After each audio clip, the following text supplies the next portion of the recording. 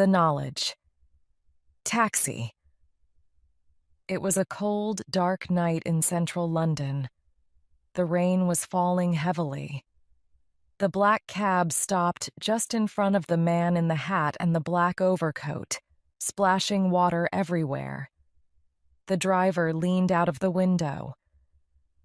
"Where are you going, mate?" "Chinatown?" "Okay, get in. It'll be about £10.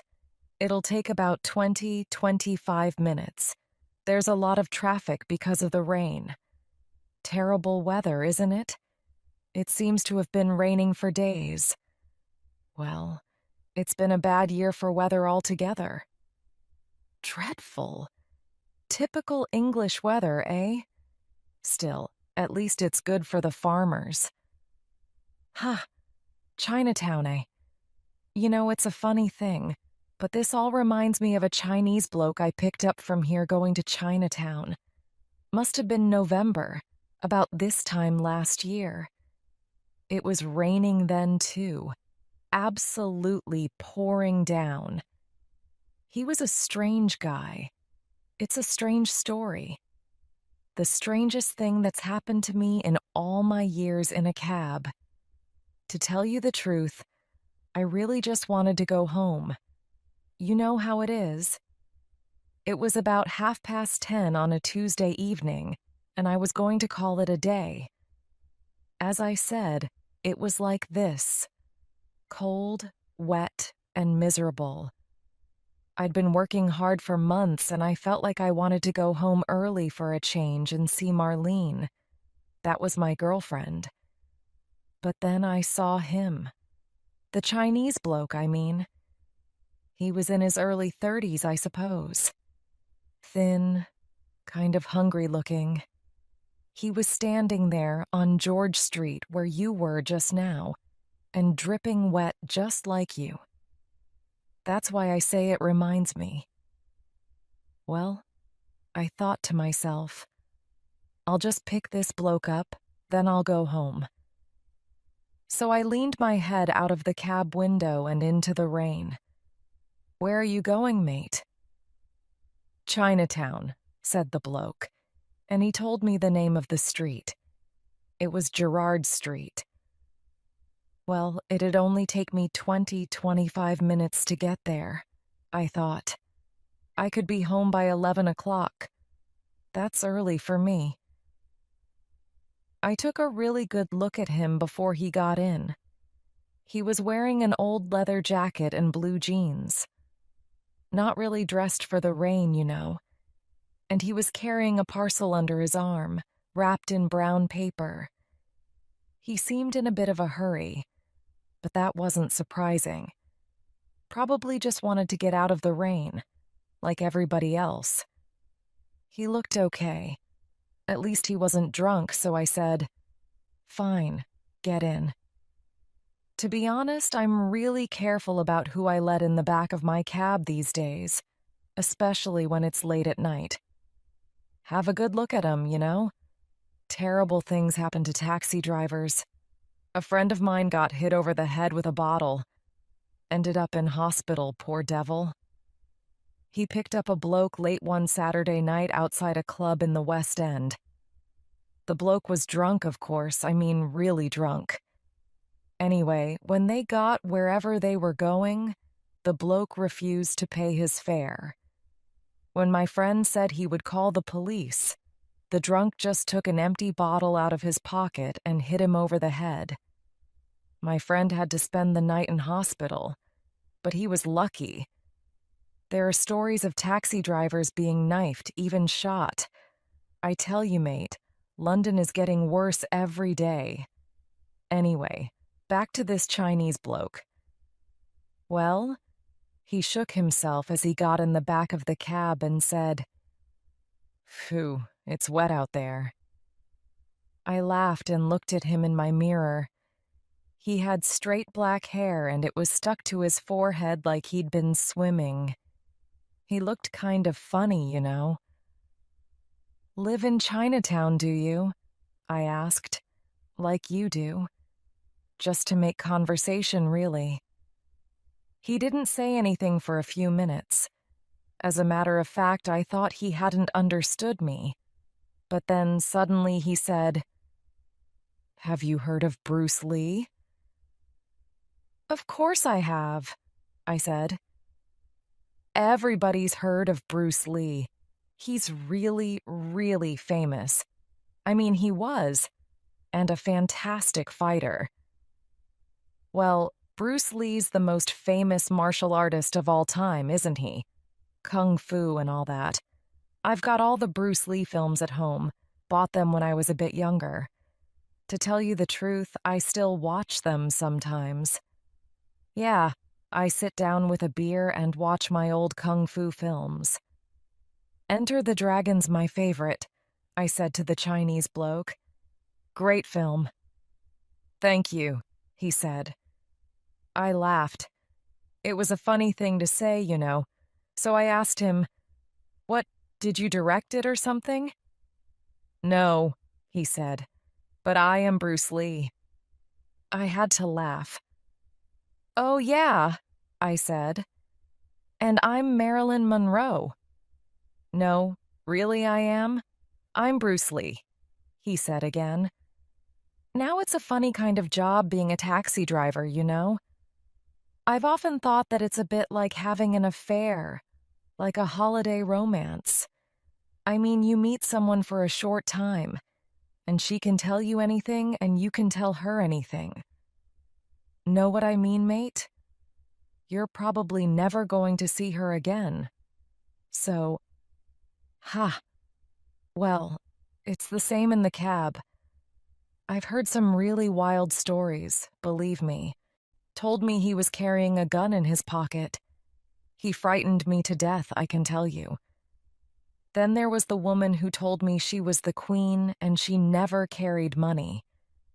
So Bruce Lee was strange, but not that strange, if you know what I mean.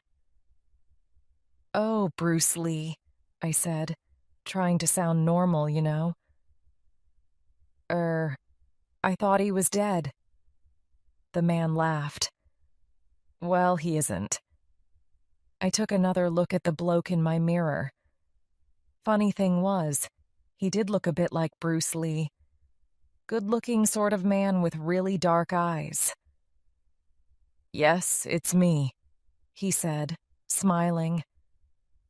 Funny thing was, when he said that, I almost believed him. Though you know and I know that Bruce Lee died years ago. Right, mate? "Oh, so you've been training then?" I asked him. Best thing was to go along with him, you know. We were still about 20 minutes away from Chinatown. For all I knew, he was totally crazy and had a gun in his pocket. That's the kind of thing you have to think of when you've got someone in the back of your cab.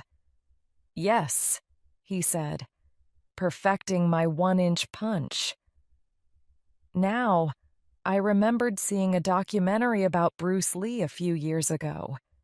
Do you know that he could knock a man to the floor with a punch he gave from only 1 inch away? That's just 2.5 centimeters. He was incredible, that guy. Strong as anything. "Oh, how's it going?" I asked him. You know, playing the game. "Oh, really well," he said. "Want to see it?" "Well, I stopped the taxi," he said. "I don't really think." Now, first rule of a taxi driver is, don't leave your cab. You just don't do it. I mean, anybody could steal it, you know? "Come on," he said. "Over there aren't any people." To this day, I really don't know why I did it. But I pulled the taxi to the side of the road. I turned the engine off and put the key in my pocket. You can never be too careful. We both got out. The rain was still pouring down. I looked at him. He was a thin guy, not very big, kind of light. And, well, you can see, I'm a big, tall guy, well built. I spend time in the gym, like to keep myself fit. Well, You have to, don't you? In fact, I used to be on the door at a London nightclub, a bouncer. Yeah, I've done a bit of fighting myself, though not these days. Well, I thought, if he tries to steal my taxi, I'll be able to knock him to the ground, flatten him. I wasn't worried, you know. Then a funny thing happened. He said, "Wait!" And he bent down and took his shoes and socks off. Can you imagine that in the rain? I mean, it was just like tonight, absolutely pouring down. And the funny thing was, I remembered seeing Bruce Lee doing that in his films. He always used to take his shoes and socks off and put them neatly to one side, like he was going to bed or something. "What are you doing? You crazy?" I asked him. "Just something I do. Watch this," he said, pointing at a dustbin on the pavement just in front of us. He stood in his bare feet and put his right fist just in front of the dustbin. Then he punched it. Well, the next thing I knew, the dustbin flew across the street. It was like it had wings, I tell you. Rubbish was flying everywhere. He looked at me, grinning. "Now just imagine if it was your solar plexus," he said.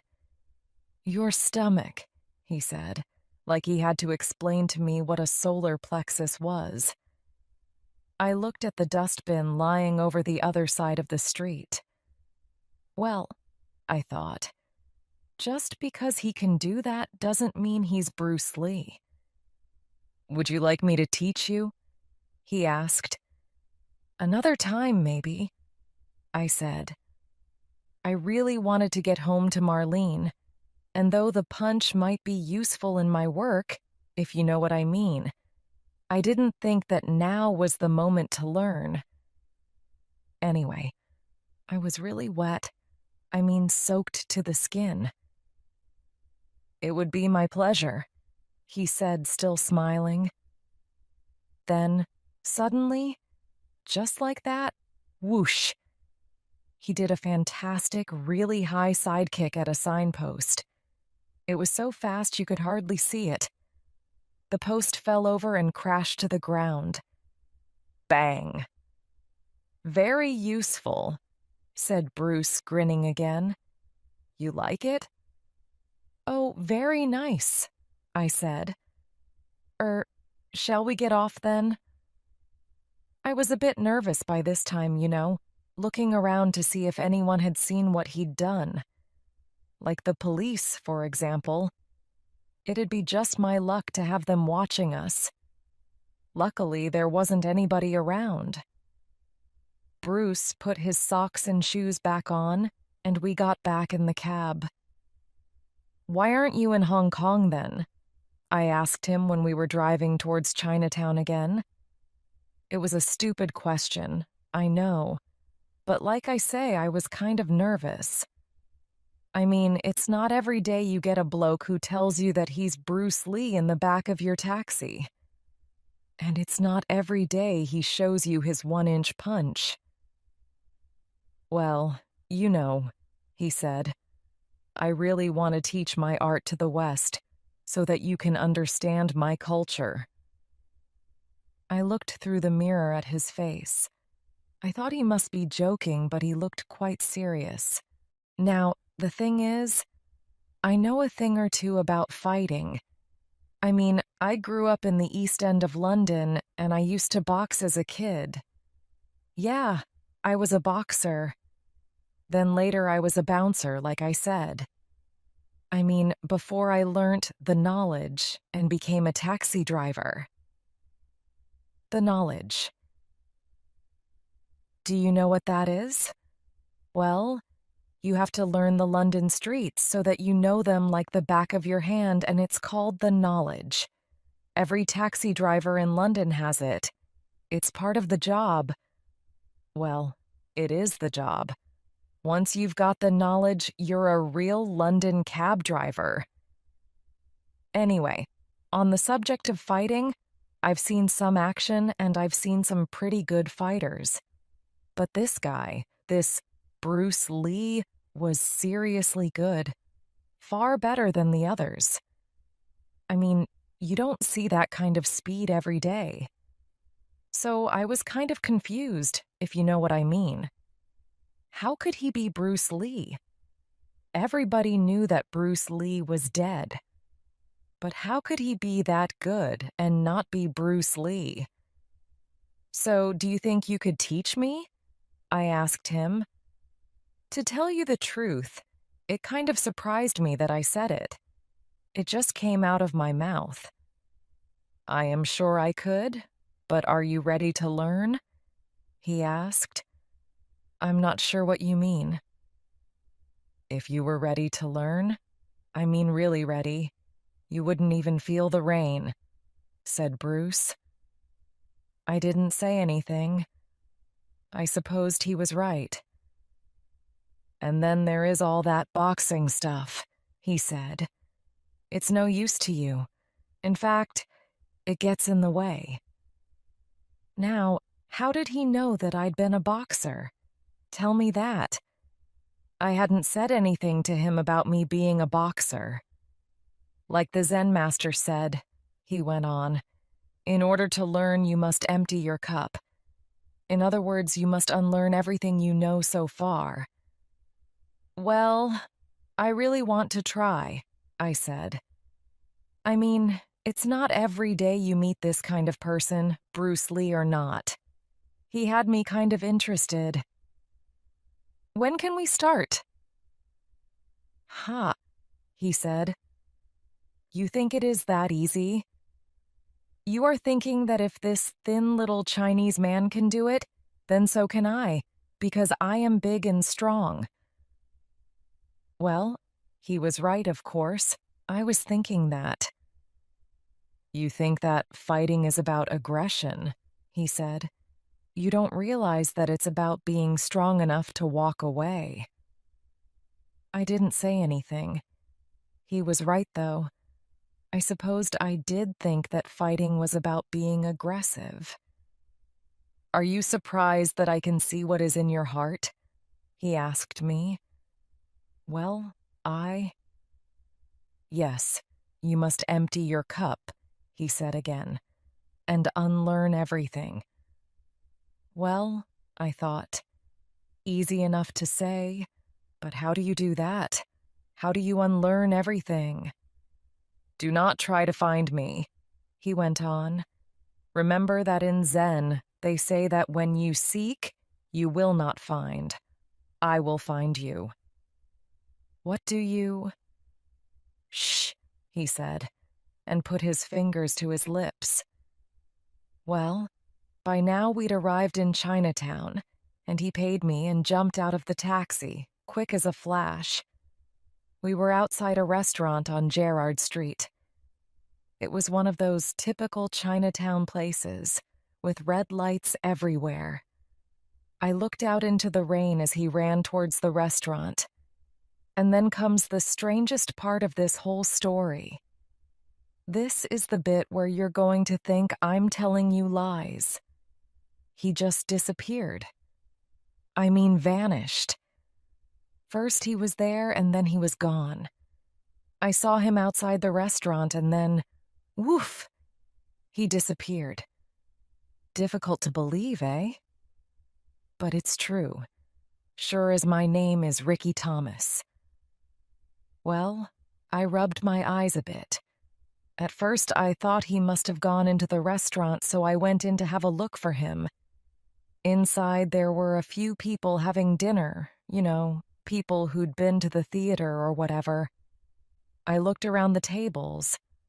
Then I asked the waiters, and even the manager. I described him, but no, they hadn't seen him. They didn't know who I was talking about. So I left the restaurant and drove home. What else could I do? On the way, I thought about everything. The punch, the kick, what he said about the cup and my heart, telling me not to look for him, and then the way he disappeared like that. It all went through my mind. To tell you the truth, when I really thought about it, I felt that maybe I'd just been working too hard, you know? Perhaps I'd imagined it all. I mean, it was all so strange. Except that, how could I have imagined it all? Anyway, I just wanted to go home to see Marlene. I didn't even phone her on the mobile. Thought I'd give her a surprise. Come to think of it, that was strange in itself. I never went home without ringing her first. I got home and stopped the cab outside my third-floor flat in Maxwell Gardens. I looked up at the window and I could see from the light that Marlene was watching television. Probably one of those old Hollywood films that she liked so much, I thought. I suddenly felt really happy that I was going to see her, after all that. I wished that I'd picked up some flowers for her or some chocolates. It was still raining hard and I wanted to get in fast. But even so, I checked all the doors on the taxi, like I always do. Where I live is full of car thieves and I didn't want them to have a good night. This cab's my pride and joy, and my way of making a living. So it's important to me. I checked the back doors, and then I noticed something on the floor of the cab, like a dark shape. I opened the door again and felt the shape. It was the Chinese guy's parcel, the one he was carrying when he got into my cab. Well, I thought, I'm not going to do anything about it tonight. I may as well take it inside and sort it out tomorrow. I took hold of the brown paper parcel and ran inside. I got into the lift and had a look at the package in the light. It was soft, as if it was full of clothes, and there was no name or address on it. I had no idea how I was going to get it back to Bruce, especially since he'd disappeared off the face of the earth. Still, I don't mind telling you that I felt somehow happy that I had it. It meant that there was at least a chance that he might try and contact me to get his parcel back. I went upstairs. "Ricky!" Marlene shouted as soon as I put the key in the front door. But she didn't sound very happy. It was like she was upset that I was home early. I walked down the hall and opened the door of the living room. Then I got the shock of my life, I tell you. I went in and she was there, in my living room, with another man. He was a thin, blonde-haired guy. As soon as he saw me, he jumped up from the sofa and tried to get out of the door. Marlene jumped up too. "Ricky, you're early," she said, "and you didn't phone." "Well, I can see that you weren't expecting me," I said. I was mad, I can tell you. The man was standing in front of me, and I really felt like punching him. He was a thin little man, not much meat on him if you know what I mean, and I could have really hurt him. Tell you the truth, I felt like killing him, and that's what the old me would have done, believe me. But something strange happened that night. Suddenly, I felt calm all over. I didn't feel like punching him anymore. I heard the Chinese guy's voice in my head. "You think that fighting is about aggression? You don't realize that it's about being strong enough to walk away." Suddenly, I could see everything. I could see that this wasn't the first time. I could see that Marlene wasn't faithful to me and that she never had been. I could see that she didn't love me. It came to me, It just suddenly hit me. It was like, what do they call it? A revelation, mate, that's it. So that was the first thing that changed. Once I knew that Marlene didn't love me, I didn't want her anymore. It was living a lie, and I knew immediately that I couldn't do that. So, next day she left, and I haven't seen her since. I'm looking for the right one, I said to myself, and I'm not interested in second best.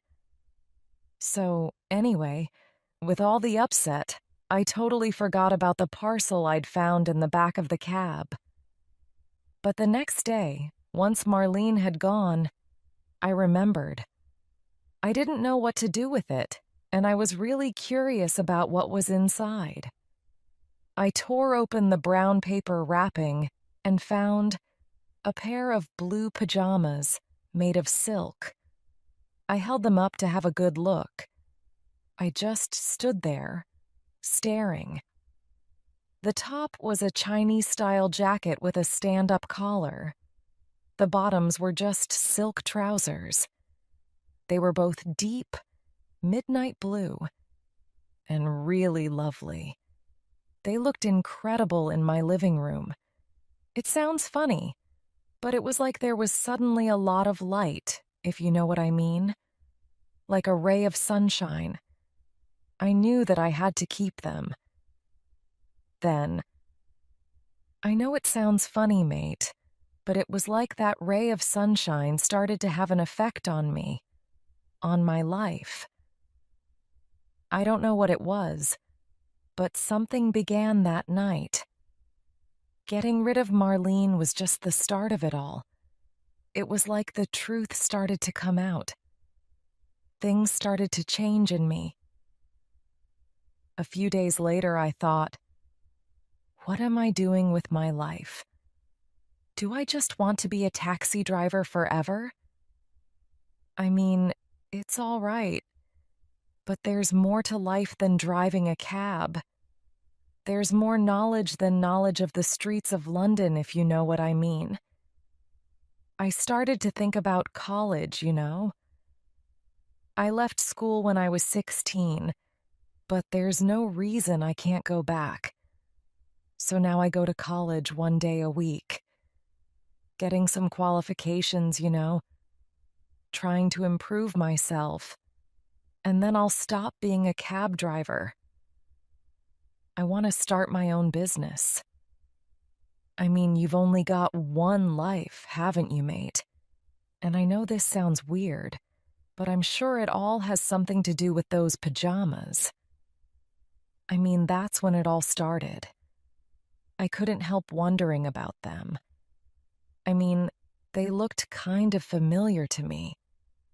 I was sure I'd seen them before. So about a week after I'd come home with the parcel, I got myself a beer and got out all my old Bruce Lee videos, The Chinese Connection, Enter the Dragon, Return of the Dragon, all of them. I sat there watching them for hours. Finally, I found what I was looking for. Return of the Dragon, it was. There he was, Bruce Lee, wearing blue pajamas, just like the ones in my wardrobe. I got down on the floor next to the television screen to take a closer look at the blue silk pajamas. I put the video on pause and stared at them. Yeah, there was no doubt about it. They were my blue pajamas. Well, they weren't really pajamas, you know. It was a suit, his kung fu suit. But they looked exactly like the blue pajamas in my bedroom. They were the blue pajamas in my bedroom. Yeah, things started changing in me, no doubt about it. Over the months, there were lots of things. I'm training to run my own business, like I said. I stopped smoking and drinking too much, you know. I started going to the gym again, went jogging and lost a bit of weight. Just looking after my body. Different things started to become important, you know. Somehow I started to respect myself. So that's it, really. It's a mystery to me, a complete mystery, mate. It's a year ago now, and I still think about it every day. But the thing is, I take care of those blue pajamas. I mean, they're hanging up in the wardrobe, nice and tidy and clean, so that if this guy, this Bruce Lee, came back for them, they'd be just the same as they were when he left them. I know it's kind of stupid, but he'd know that I'd looked after them. And I think about what he said about not looking for him, about him finding me. And funny thing is, I feel like I'm kind of waiting and getting ready. Yeah, it's a funny old world. There you are, mate. Chinatown. That'll be £10. I'm here, Ricky, said a voice from the back of the cab. The taxi driver turned around and looked into the blackness in the back of the cab, but he couldn't see anyone. I think you've started, said the voice. It was Bruce Lee's voice, he was sure. The cab driver rubbed his eyes, but still there was no one there. You're on the way to the knowledge,